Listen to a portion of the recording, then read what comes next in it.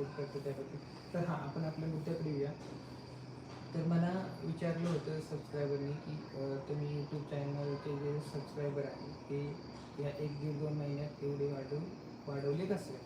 तर मित्रांनो, मी काही कोणती जादू वगैरे यूज नाही केलेली.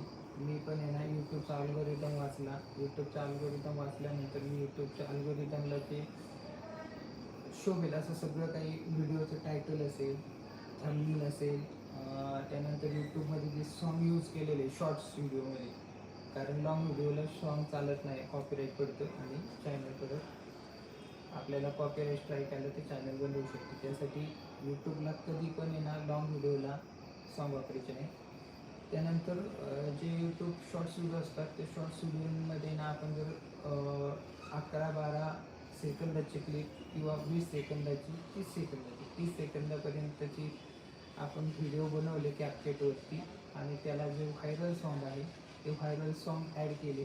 त्यानंतर त्याचं डिस्क्रिप्शन एकदम बेस्ट ठेवलं, त्यानंतर त्याचं टायटल एकदम बेस्ट ठेवलं, तर तो व्हिडिओ व्हायरल जातो म्हणजे जातोच. कारण त्यातून काहीतरी शिकेबल कॉन्टेंट